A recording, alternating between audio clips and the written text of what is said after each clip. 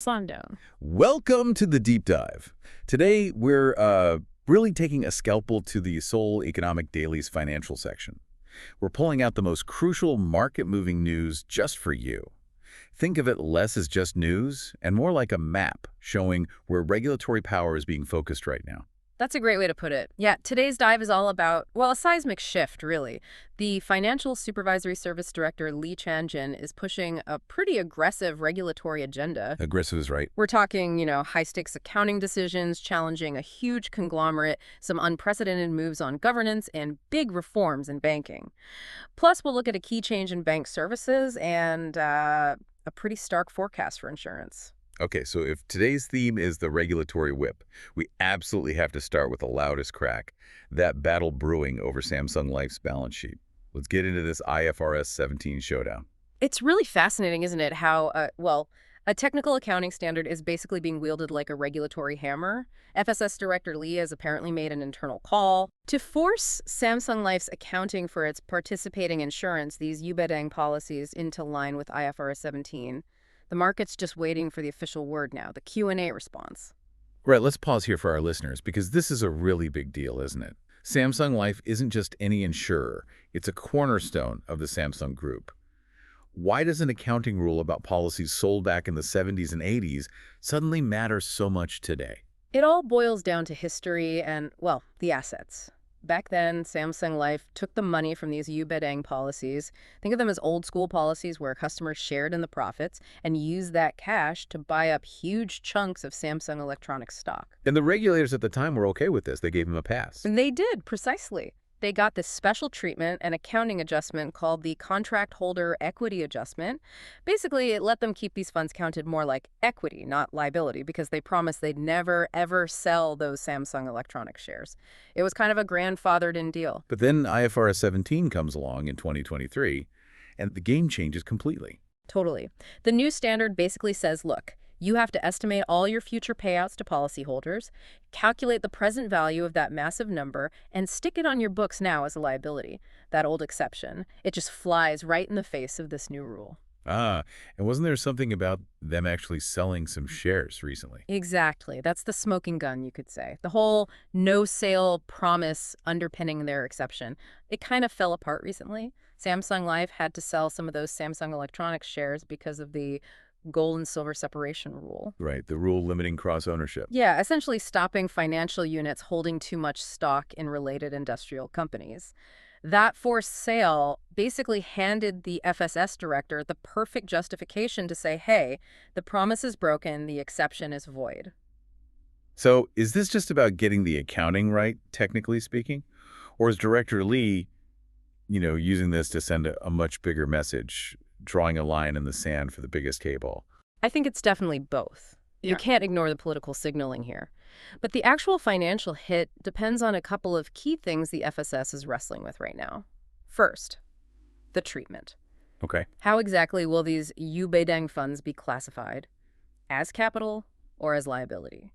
There's talk of a compromise, maybe treat it as a liability for the main financial statements under IFRS 17, but maybe keep the old treatment just for specific supervisory capital calculations, sort of a halfway house. Interesting. And the second variable, the one that probably causes the most anxiety. Yes, application timing. This is the big one. Does this change hit the books retroactively? That's SOGUP, or only starting from the next financial statement, which they call CHAGI. And retroactive application SOGUP, that's a really scary one. That's the high-stakes gamble, yeah. Yeah. It could mean a massive restatement of past liabilities. You might suddenly see a huge loss appear if they can no longer assume the net outflow from these policies is zero. Now, some argue it might just swap capital for liability on the balance sheet without hitting net profit directly. But it would still hammer their stability metrics overnight, wouldn't it? Absolutely. It changes the picture dramatically. The word is the FSS might lean towards prospective application, CHAGI, just to soften that immediate blow. And it's wild that this isn't just a local issue. The sources mentioned the main IFRS Interpretation Committee, the global body, is actually looking into this specific accounting method right now. That's right. They're collecting opinions from big accounting firms, other regulators worldwide. We probably won't see a final global standard on this for maybe another year. So the FSS's decision, whenever it comes, will set a major precedent globally. Definitely. It's not just domestic policy. The whole world's kind of watching this one. Okay, let's shift gears a bit, because Director Lee isn't just fighting battles on spreadsheets. He's taking it straight to the boardroom, isn't he? His comments on financial group governance were pretty pointed. Pointed is putting it mildly. It felt like a serious escalation. He basically accused financial group chairmen of installing their own people on boards. His phrase was building trenches. Wow, building trenches. Yeah. He argued it undermines the whole idea that finance has this high public nature, made them sound more like, family-run shops protecting their turf, not institutions serving the public trust. That sounds less like standard regulation and more like wading into private company politics, especially around succession. Is the market getting nervous about overreach? Oh, absolutely. Many see it as interventionist, yeah. Especially since several big groups, BNK, Shinhan, Wuri, are facing leadership changes. And Lee didn't just talk in generalities. He specifically called out BNK Financial Group's process, mentioned many unique aspects, and flat out threatened special inspections if they find problems. That's a very clear threat. It's about the clearest signal you could get that the FSS plans to be very hands-on in monitoring how these private leadership transitions happen. And beyond the governance drama, what other reforms came up during that recent government audit, the Kutjangamsa? Well, a big one is a complete overhaul of key performance indicators KPIs across financial firms. This is aimed squarely at tackling mis-selling, or bulwanjianpanme. The perennial problem? Exactly, where employees were pushed by short-term targets to sell products that just weren't right for customers. So the plan is long-term deferrals, clawbacks for bonuses. Sounds good in theory, but can they really stop banks finding ways around it, new incentives under the table? That's always the million-dollar question, isn't it? The FSS wants to break that cycle, hold back bonuses for years, claw them back if harm shows up later. It's an attempt, really, to force a cultural shift, make long-term risks and customer outcomes part of the equation, not just hitting the monthly sales number. There was also mention of the National Pension Service, the NPS. What was the issue there? That's public money. Director Lee sounded quite alarmed about NPS money going into private equity funds, PEFs. He specifically called out PEFs using leveraged buyouts, LBOs. Buying companies with lots of debt. Right. Which he argued often weakens the company they just bought, using pension funds for strategies that could potentially destabilize companies. Well, it seems counterintuitive, doesn't it? He confirmed they're gearing up to really strengthen oversight of these PEFs. Okay, let's pivot from the tough regulation side to some market innovation. KB Cookman Bank is doing something interesting, introducing performance-linked fees for investment advice. What does this tell us about where banks might be heading? I think this is a really significant shift culturally. Banks in Korea have traditionally made most of their money from commissions on selling products, right? Yeah, the transaction model.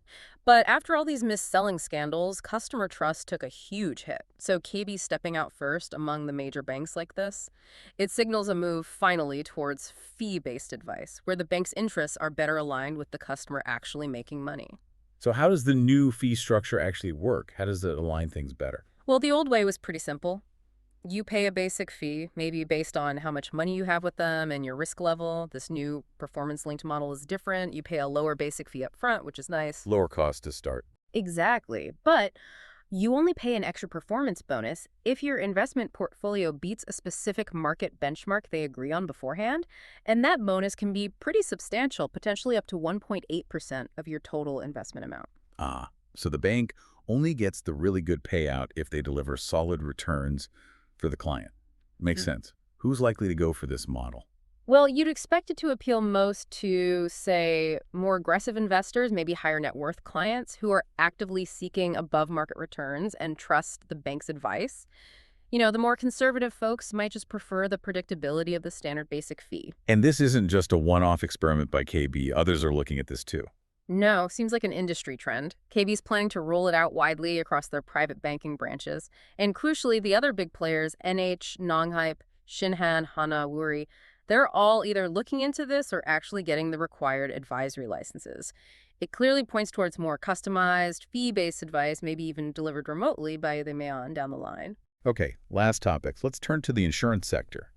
The Insurance Research Institute put out a forecast for 2026, and It doesn't sound good. Challenging seems like an understatement. Yeah, severe might be closer. It looks pretty grim. You've got this combination of factors, a slowing economy, interest rates staying low, plus ongoing financial instability like high household debt.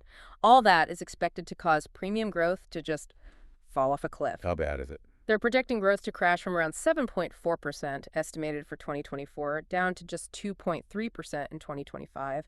That's a huge slowdown for a market worth roughly 265 trillion KRW. Signals really tough times ahead. And which parts of the insurance market are getting hit hardest? Life insurance looks particularly weak in the report. It does. Life insurance is forecast to grow by only 1%, mostly because people are cutting back on savings-type policies and variable insurance.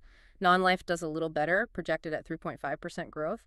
But even there, growth in long-term non-life policies is slowing, and auto insurance is looking pretty flat. With that kind of outlook, managing capital must become absolutely critical for insurers.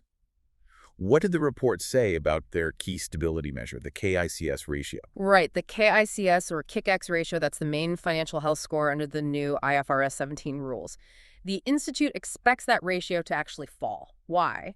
Because of this tough environment, low rates hurt investment returns, and loss ratios and policy cancellation rates are expected to rise. So even if their future profit measure, the CSM, is growing slowly, their actual capital buffer might shrink. Exactly. Contractual service margin, or CSM, growth is slowing too. But the expected drop in the KICS ratio really highlights the pressure. Insurers basically need to double down on managing their capital buffers and liabilities very, very carefully. So the bottom line advice from the Institute is pretty much batten down the hatches, focus on efficiency to survive. That's essentially it. They're advising insurers to be really proactive in managing liabilities, get smarter with their asset management, and squeeze out costs wherever they can. It's all about navigating this expected drop in profitability.